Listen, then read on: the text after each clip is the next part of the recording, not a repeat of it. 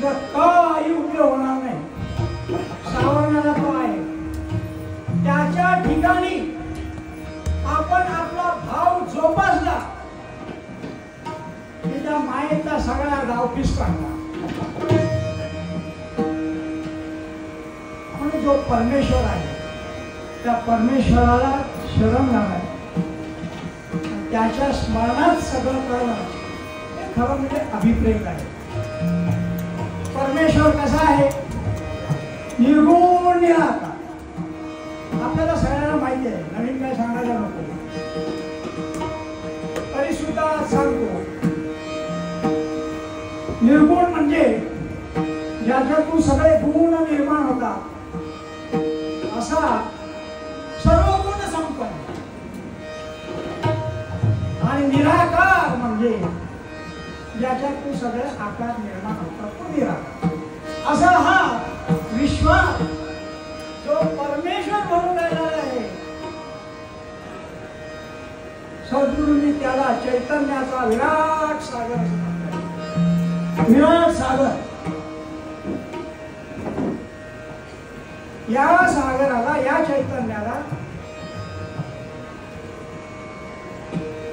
स्पर्श गंध विरहित, हा जो सागर आहे तो स्पर्शगंध विरहित आहे.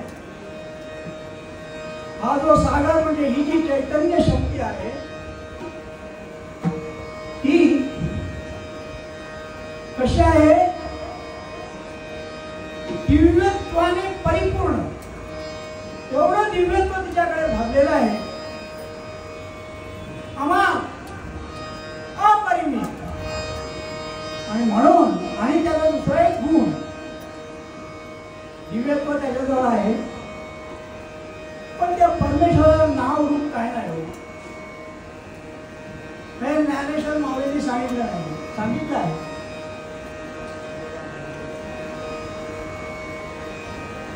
त्याला रूप नाही, नाव नाही, गाव नाही, कोठे काय. सद्गुरू त्याच्या पुढे एक पाऊल पुढे टाकलेलं आहे. सद्गुरू सांगितलं, अरे बांधव काय सांगू तुला, तिला उपमा पण नाहीये. हे सद्गुरूंनी पुढे सांगितले. त्या चैतन्य शक्तीचा आपण आज इथे त्याच्यावर आधारित असं एक गाणं घेणार आहोत. सद्गुरूंच्या कडून जे काय आलेलं होतं त्याच्यातून याचा जन्म झालेला.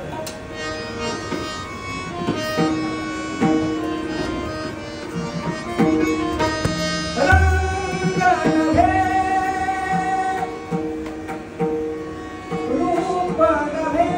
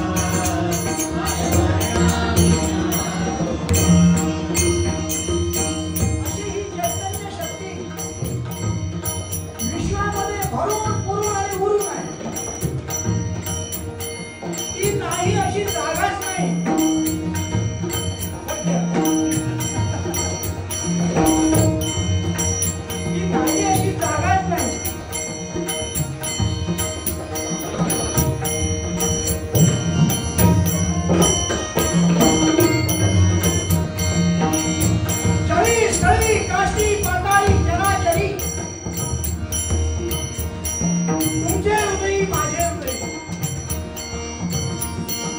सकला हृदयी त्याची वसती सकला हृदयी त्याची वसती सकला हृदयी त्याची वसती सकला हृदयी त्याची वसती त्याची त्याला कैसी